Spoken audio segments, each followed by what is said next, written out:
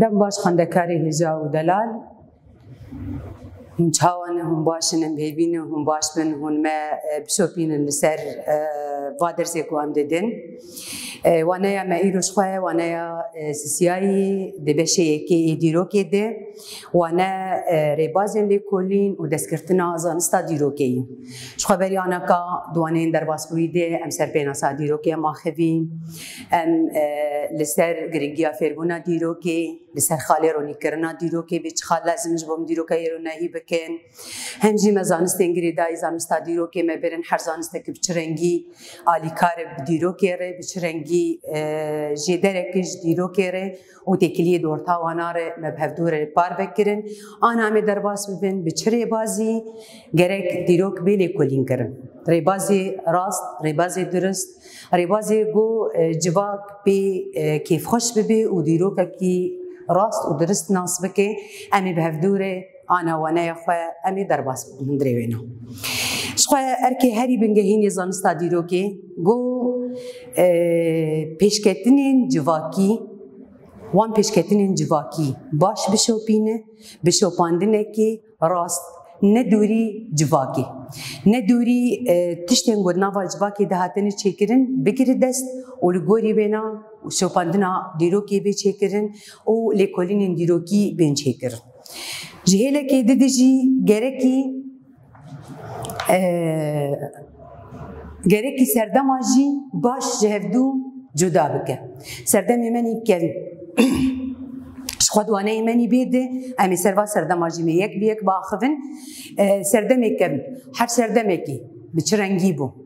چه نوای سردماهانی ده بو چه آفراندن هات بون چیکرن بچرنگی مروف بجیب بون چه پیشکتن هاتن چیکرن چه آلاف هاتن آفراندن چه فیده لی جواکی کربون او سردما هانی چه سردما بری خواه گرد و چه ده سردما خوانی سردما پشتی خواه و چه حتا وقدما آنا جی بمرمایه گرک ابایا جی نفا دیرو که ده باش بی لیکولین کرن دیورده مرو کاری بیجی تیگی هشتنه که وک قادا دیرو که قادا زانستا دیرو که تیگی هشتنه که وک گاوینه جیر بین آویتن و جنوبره دیرو که بی لیکولین کرن خود دیروکا هایی خواندکاری هجا او دیروکا چی دریا چرا هاتیش رو بکرن دریا اول ره دریا خاندان ره دریا قرال ره دریا شرا ره دریا نتوا ره بیرنگی هانی دیروک هاتی پیش خستن یان هاتی پیش کش کرن جبر وینا دیروکا بی آوایی هانی ری لبر چه دگره ری لبر زانستا جواکی دگره گوته دیروک الگوری جواکی لیکولین بکه الگوری سردما لیکولین بکه بری دستهلاداریه بری دیروکا دستهلاداریه تزانو بیشتر نوا دیروکی دهی حتی گو لیکولین دیروکی باش بین در باز کرن دما گوته بری دستهلاداریه دیروکی ناس نکه دیروک الگوری دستهلاداریه نوینا نابی دیروکا راست نه دیروکا راست گتی گوتن. اف دیروکا گم دیبیجن اول و نتو و شر و قرال و خاندان اوانا لگوری برجواندی خو هر یک جوانا دیروک دانیه. دوی درید دما گو دیروکی داتینن بشکیش دیروکی فشارتی دمینه. او بشر دیروکی گوته فشارتن دیروک سقط دمینه. سقط بونا دیروکا کی هاتی بشارتن دنواوی مهمعا گوچی وی نواوی فودا گوچی وی دیروکا کی هاتی بشارتن دیروکا جنی دوی دماهانه ده هاتی بشارتن اف بشارتن دیروکا جنی دوی پرسگیری ککش بولی کولین دیروکی یعنی وک امزانن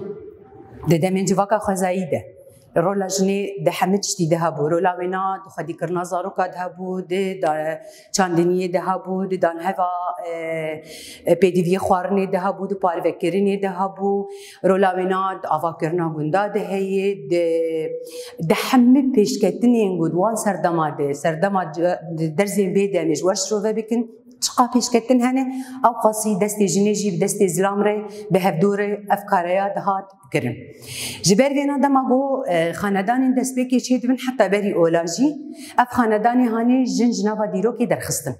جن بو بشکی جدر وی جواکی بشكي جو جواك وجنج هفدو هاتن قد كرن دفرد يعني ما في جني هات خوارن جوي دمي وبيدجي جن درفي نتهني ديروكي درفي جواكي جهاديتن وقتشتكي كيم دنوا في جواكا هاني دهاديتن بشتي ويناجي دما جو اولجيتين اولجي ديسا ما في جني دخل ديسا كي جن جدرفي ديروكي دمينه جدرفي نوا سيستما نوا اوليجي دمينه شو اولجي هر جاريت كيف بن خدمتها وخاندانا دي وان طبقات قد نوا جواكي دي تين شيكرن حتى اولي بالي مسلمانتي دنوا وانادي بعربي جردن وقد البنات كشتنا قيزا قيزك جمال باتك يرشي دبو جبر شرم دكرن جبر فدي دكرن نقاف قيزا هاني وجمر وسري مداخينه جمر وكيمانيه كي جم سري خمنا ما كارن دنا واجباكي دمراكن او كچهاني تات كشتن حتى قول مسلمان كي تيش خات تشتي حالي باش غوكر ودسبيكا غوكر انه كشتنا قيزا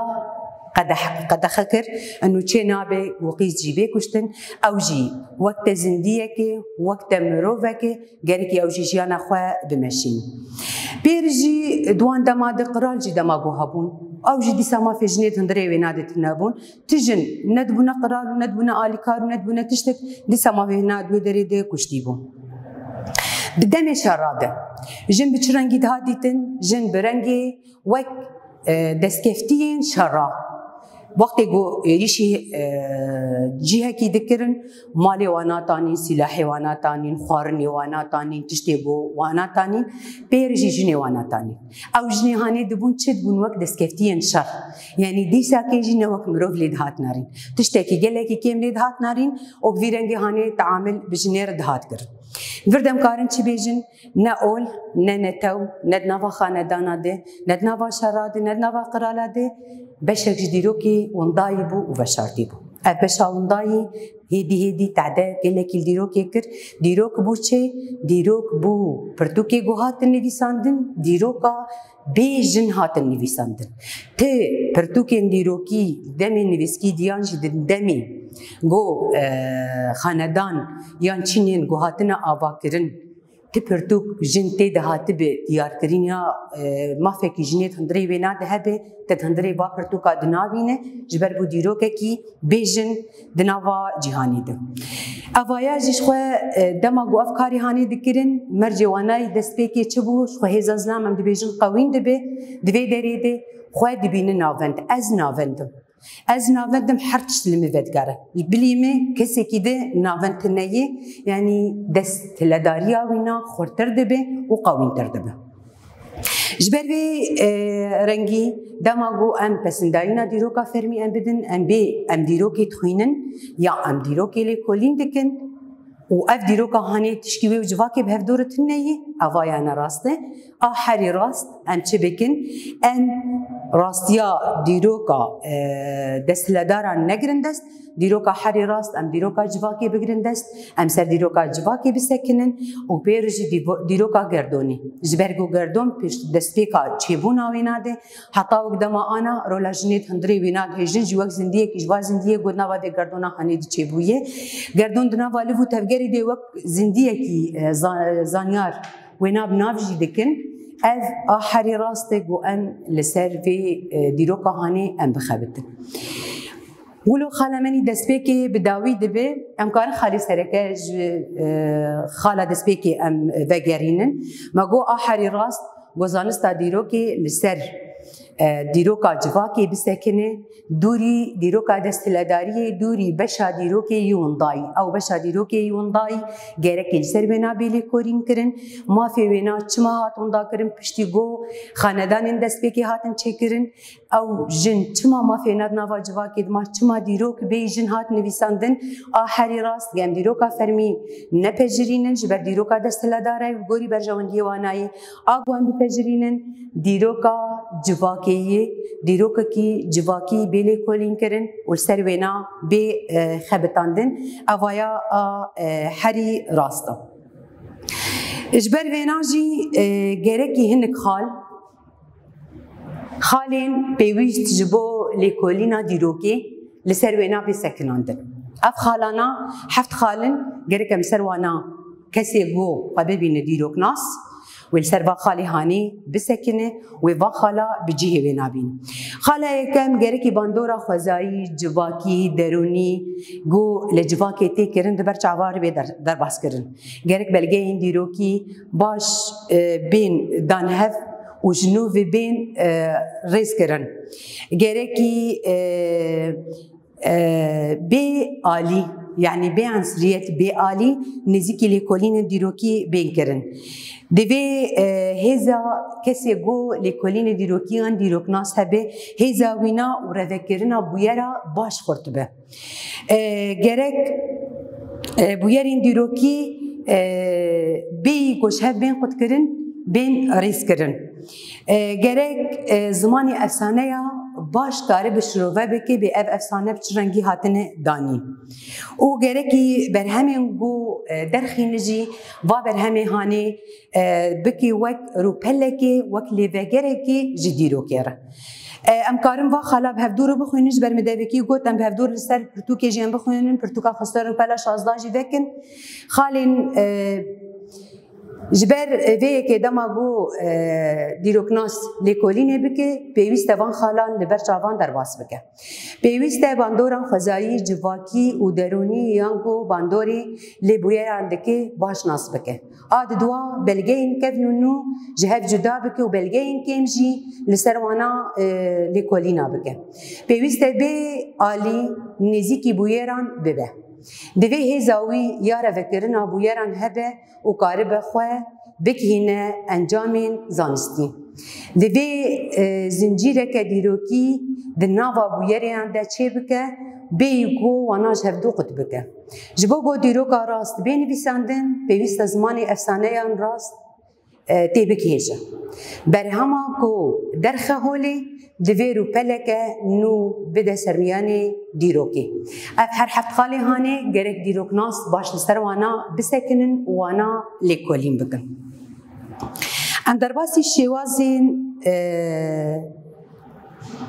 دستگرتنا زانستا دیروکی امی ببن. شوازین دستگرتنا زانستا دیروکی. شخواه دیروک ناس لگوری پسپوری خواه لگوری لیکولین خوانی گو دکه لگوری جه گو لیکولین دکه هندره دیانجی بویرا گو لیکولین دکه گرکی هر تشتی سر و بویرا هانی بده هفدو چه بلگه بن چه تشتن دوکی بن چه تشتی بنرخ و بینرخ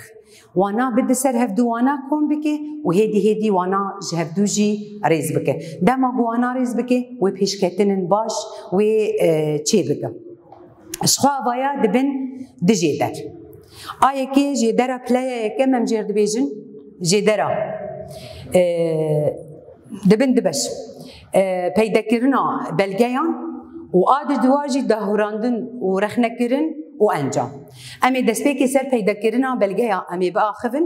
پیدا کرنا بلگیا دبی د بش. بشه یکی جیدرین پلای کم هنه و بشه دوا جدری پلیا دویم. جدری پلیا یکم او بچه رنگینو. تواهی کاول آواهی انکف شنوارناسی آوایت وانا دخبته وک آنا لجمع گریموزا هیه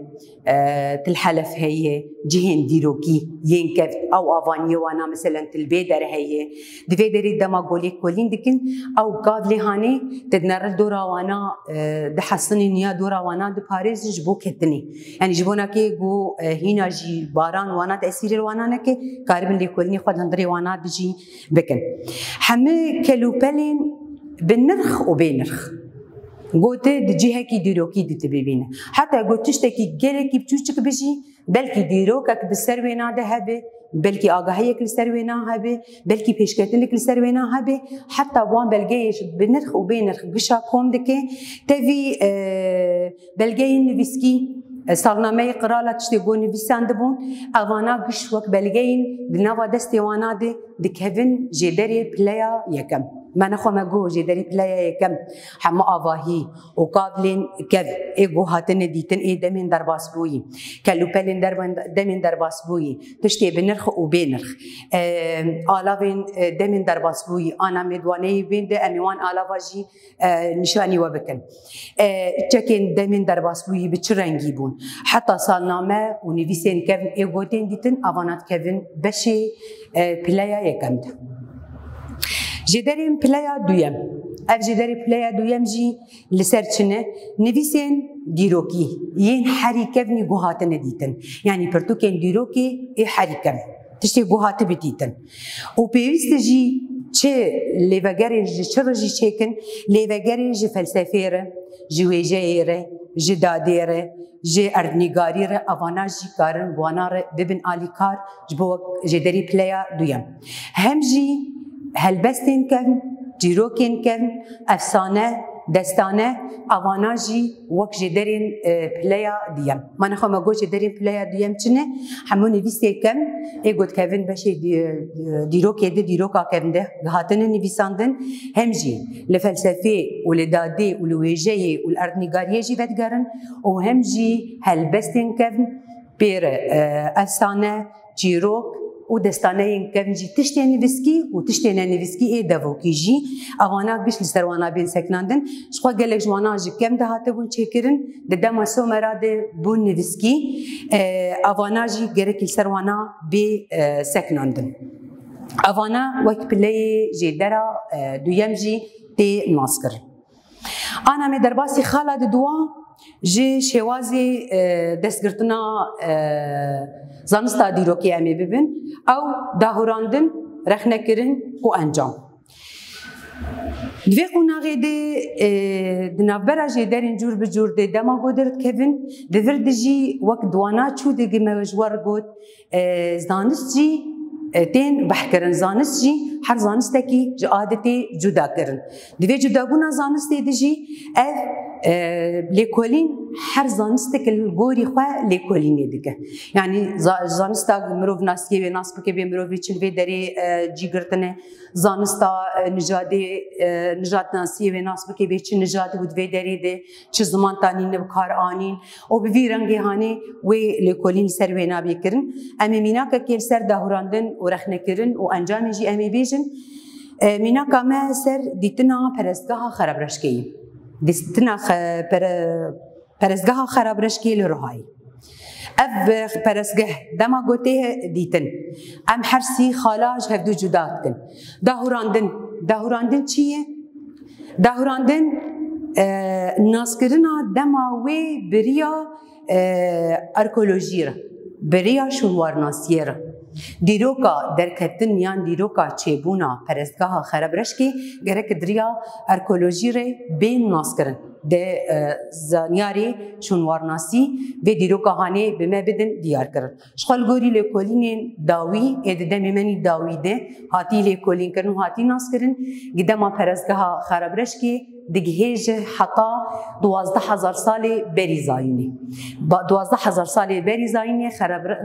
پرستگاه خراب رشکی هاتی آوا کرن رخنه کرن اف پرستگاه جبو چه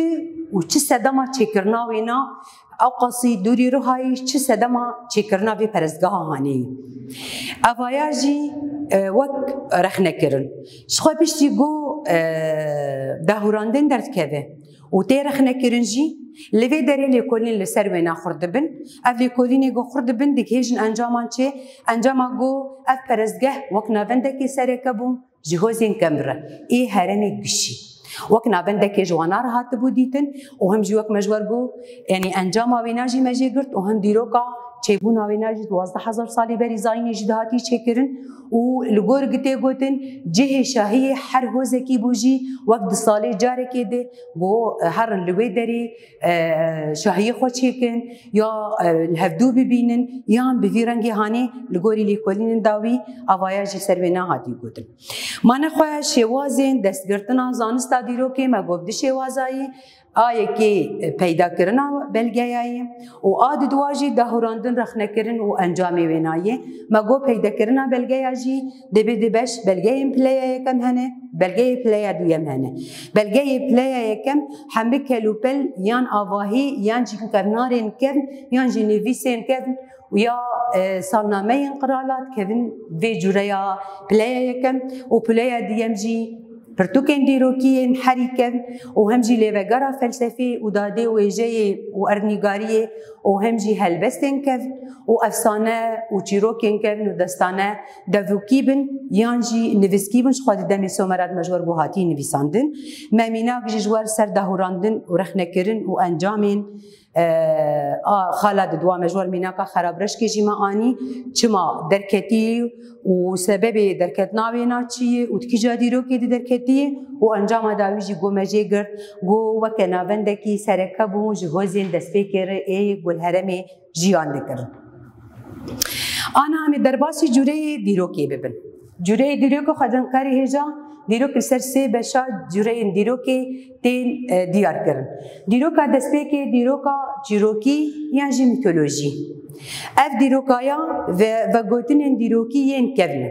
شخواه دمی سومراد سال 3500 بری زاین هده بون نویسکی. شخواه دبیگو اف چیروکی هانی زیدی هزام روبا بجی. یعنی خیال دهندری وینا ده به هزام روبا باش وینا نگریجی. لی اما وی راستیه که دهندری با افسانه ده وی بی دیتن. اف افسانه این کرد. یعنی چیروکی کردنی گوهاتن گوتن راستیه که وانا هایی لی برنگه که خیالی گوهات بنی بساندنجی لی دیسا که وقت ما گوت تی دست کردن. بشه دیروکی ددوا دیروکا کرونولوژی. دیروکا کرونولوژی ریسکرنا بویران لگورین دمی وانا. یعنی دست پیکه ده بویر هاتنه دیتن هاتنه کوم کرن پشتی وینا لگورین بویری وانا لگورین دمی وانا بیگو گریدان يعني يقولوا تنظيمك دور تاوينات هبه جريدانك تكليك نبات هبه او جيتين ريسكرن او بفيرانجي هاني او جي دبي ديروكا نفسكي اساسيا ديروكا لكولينريه اف ديروكا لكولينريه